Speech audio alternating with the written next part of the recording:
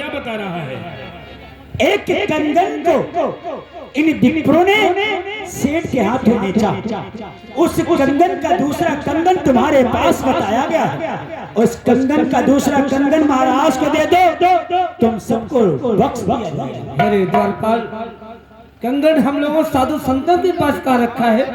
हम तो एक सन्यासी, हमें इस कंगन से लेना। रविदास जी झूठ झूठ बोलो। तुम्हारा साथी ये बता रहा है कि उस कंगन का दूसरा कंगन, एक कंगन तुम्हारे माध्यम से प्राप्त हुआ, तो दूसरा कंगन का मार्ग भी तुम ही जानते हो। ए विप्रो,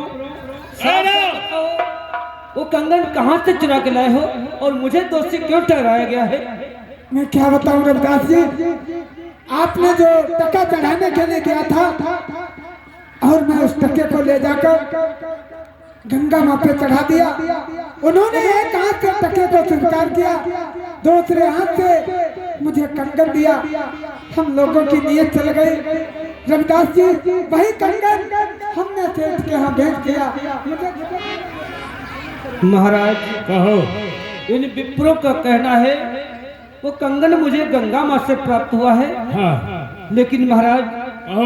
मैं क्षमा चाहता हूँ, उसका जोड़ा मेरे पास कहाँ रखा है महाराज? नहीं महाराज, ये सब इन लोगों का, इन चोरों का बहाना है। क्या भला गंगा के यहाँ से कोई कंगन प्राप्त हो सकता है? नहीं, ये सभी विप्र और रविदास मिलकर के झूठ बोलते हैं।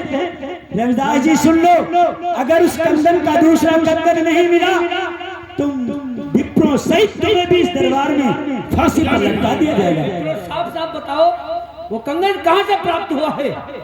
कंगन मुझे गंगा जी से मिला। गंगा माता ने मुझे दिया था।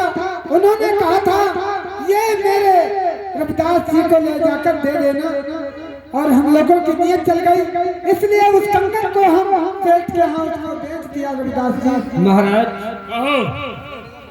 कंगन सेठ जी जो है उन्होंने बेच दिया सेठ जी के यहाँ पर, और सेठ जी के द्वारा आपके पास वो कंगन पहुंचा है महाराज। हाँ रविदास जी।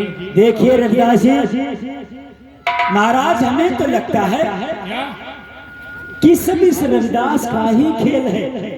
इस रविदास ने ही कंगनों को कहीं चोरी की और एक कंगन गंगा जी में छुपाकर किसी के द्वारा इन के हाथों में पहुंचा दिया। सच बात है। इसका मतलब